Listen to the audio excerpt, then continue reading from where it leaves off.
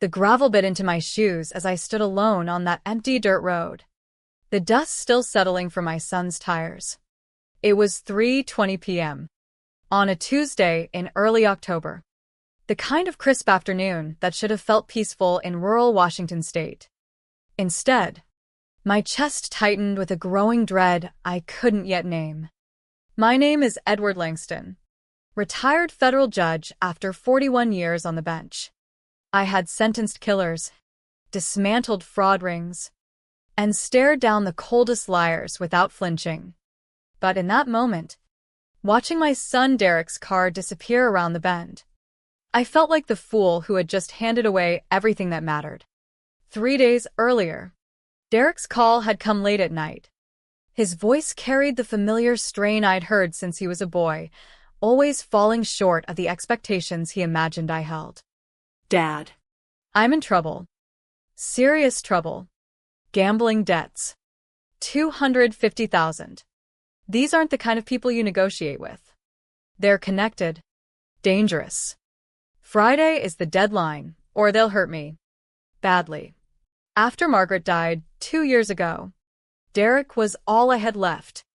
Our big house on Oakwood Lane felt cavernous without her. The silence pressed in, so when he suggested transferring the house, valued at $1.15 million, into his name temporarily to shield it from creditors, I didn't grill him like I would a witness. I didn't demand proof. Didn't insist on meeting these shadowy lenders. Grief had softened my edges.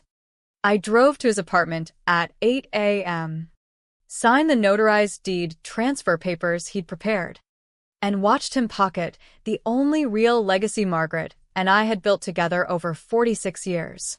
The signing took less than 5 minutes. Derek drove me back afterward, but 20 minutes in, he pulled onto this unfamiliar dirt road flanked by empty fields. "Dad, I need you to get out here." I blinked. "What do you mean?" "Just walk home. I can't be seen with you. They might be watching."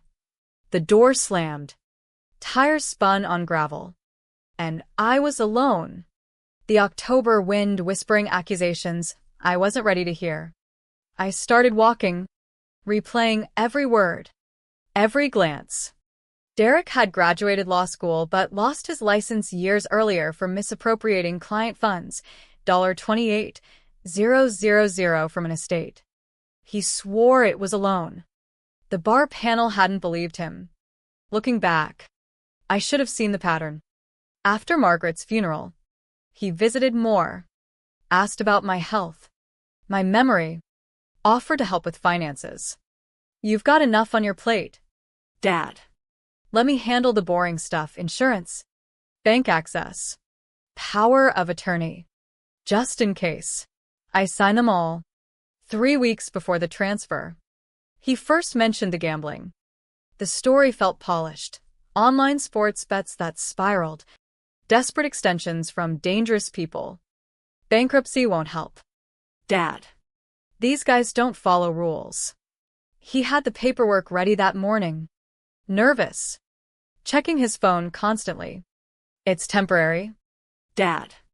2 or 3 weeks. Then I transfer it back. You have my word."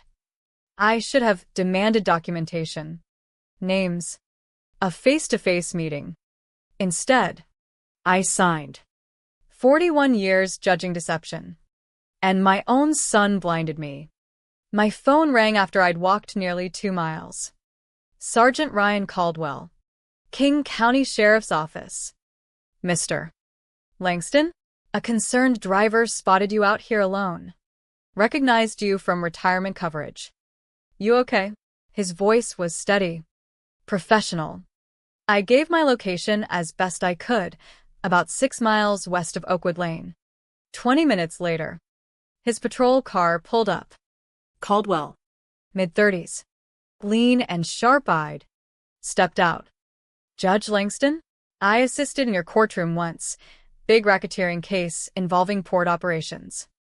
You wrote a recommendation for my promotion. Meant a lot."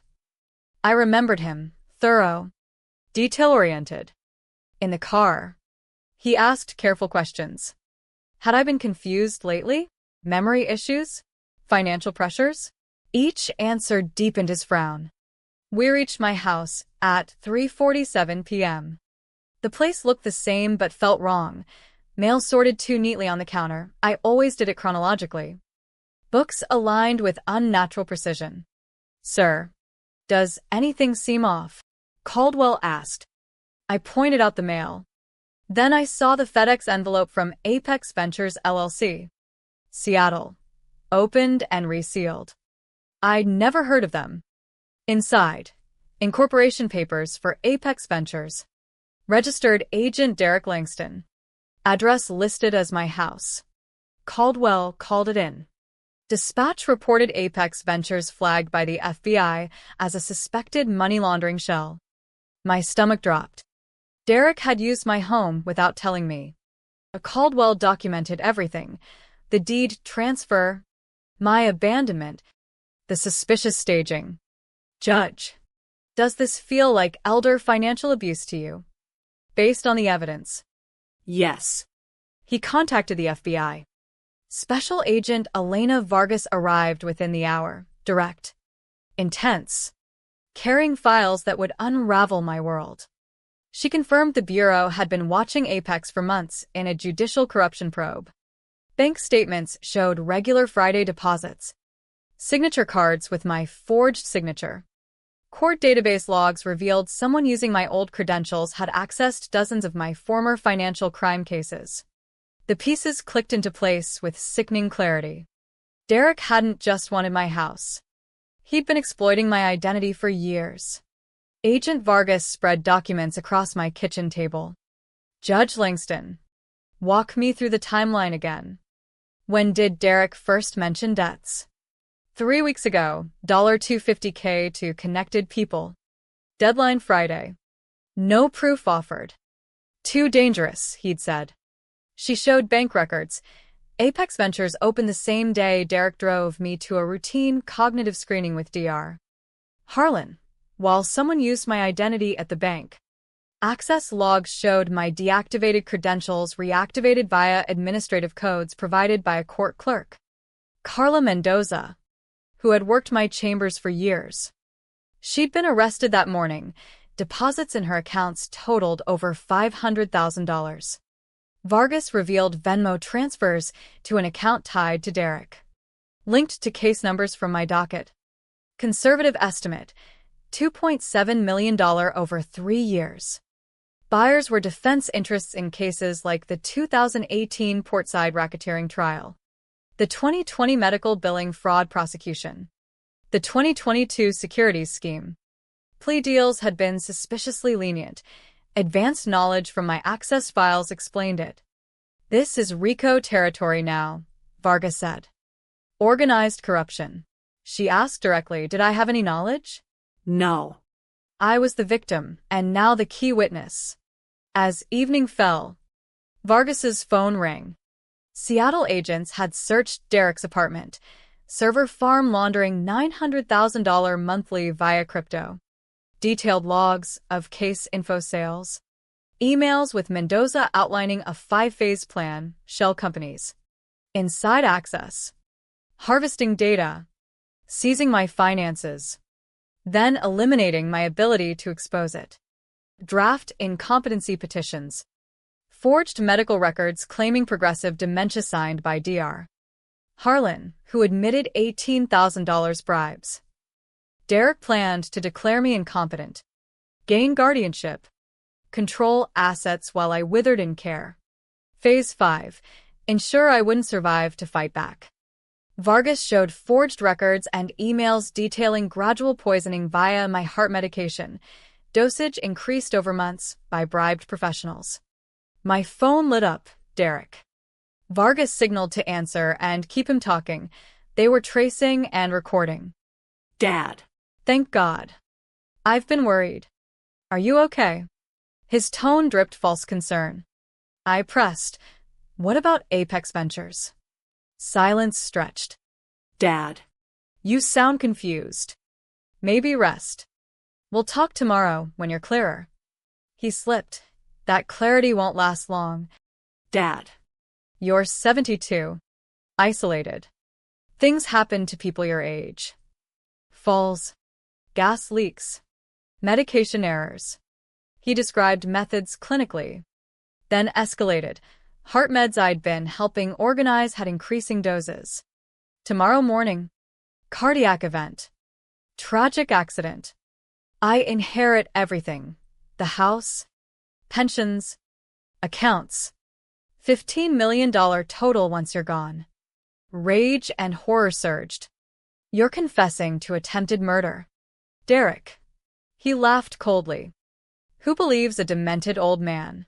I'll be in a non-extradition country before anyone acts. The call ended. Vargas coordinated protective custody. The betrayal cut deepest, knowing Derek resented my career, missed graduations, late to his wedding. Impossible standards. He'd weaponized my integrity to destroy it, selling access under my name. That night, federal teams wire the house, hidden cameras, mics, motion sensors.